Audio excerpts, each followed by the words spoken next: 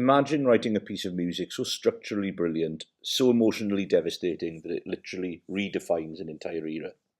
Well, that's exactly what we're looking at in today's explainer with Pour le Funerailles d'un soldat, for the funeral of a soldier by Lili Boulanger. Before we get into the heavy music theory, we really have to ask ourselves a pretty staggering question.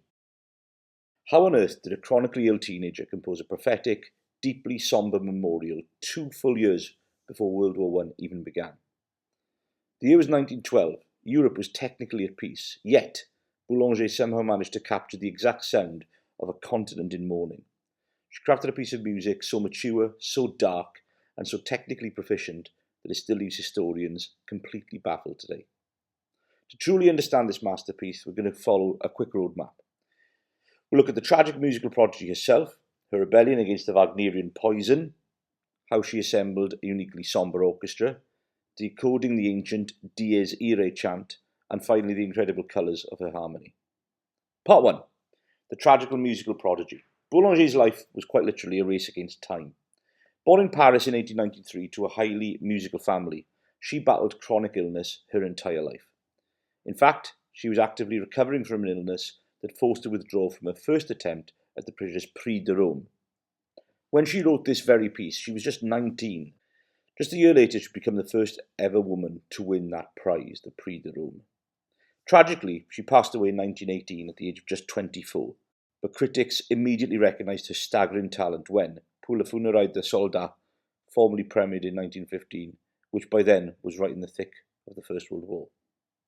One critic actually compared it to Beethoven's Eroica Symphony. Part 2, rejecting the Wagnerian poison. So we need to understand the musical battlefield Boulanger was stepping onto. Music wasn't just art back then, it was intense cultural warfare.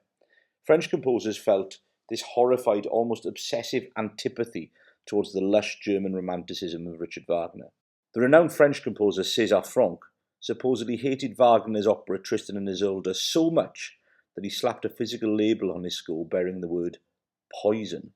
The French essentially felt Wagner's endless heavy harmonic tension was totally suffocating their own musical landscape. So what does this mean for Boulanger? Well, she was educated by teachers like Gabriel Fauré, who desperately wanted change. While the German tradition relied heavily on strict functional harmony that was consistently yearning for a resolution, the French approach, championed by composers like Debussy, insisted on a different rule.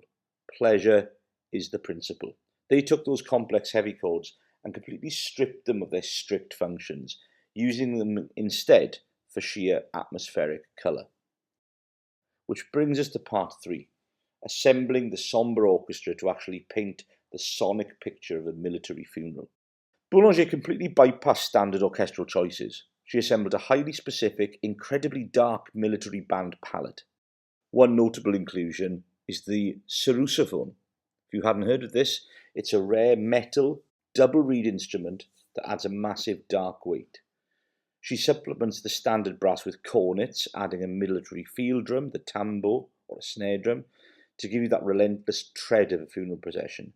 And she throws in a tam-tam and a tolling bell in B flat. Then, over all of this, she places muted strings playing in hushed octave unisons. The resulting atmosphere is so heavy, evoking a physical sense of mourning that anyone who has experienced grief would instantly recognise. Let's look at part 4, decoding the Dies Irae. So, how do you build a melody that universally communicates death?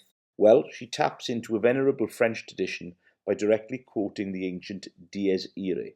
This is a 13th century Gregorian chant about the Day of Judgment, the Day of Wrath. French composers like Berlioz had used it before, but Boulanger's approach to this ancient melody is incredibly analytical and frankly very modern.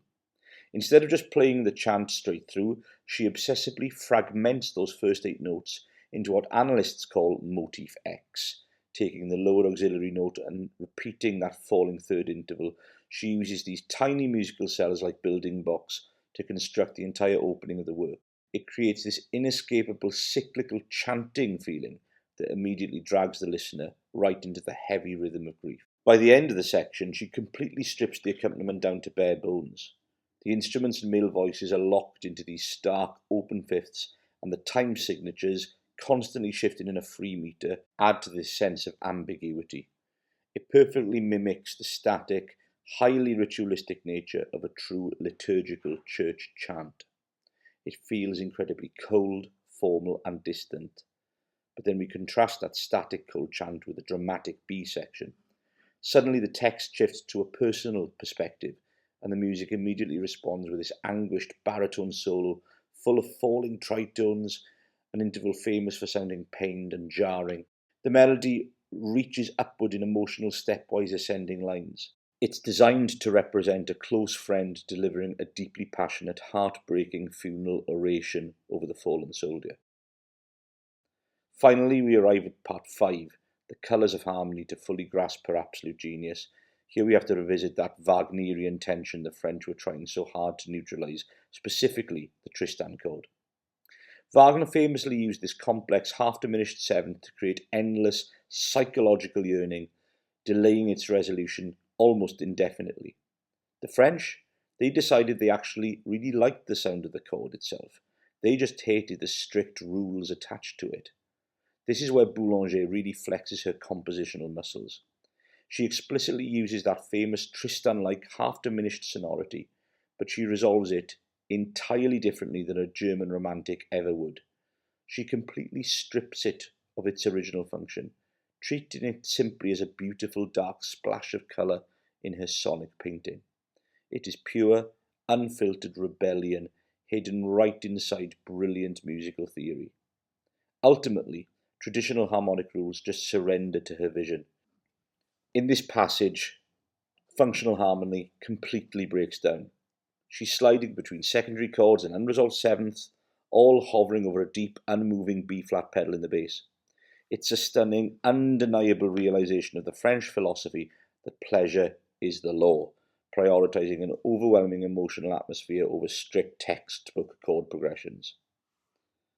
What does this all mean? It leaves us with one of the most haunting what-ifs in musical history. Lili Boulanger gave the world an immortal masterpiece of grief, structure, and immense colour before she even entered her 20s. It challenges us to appreciate the sheer compressed magnitude of the genius she left behind. It does make one wonder how entirely different the 20th century musical landscape may have been if she'd been given a few more decades to compose.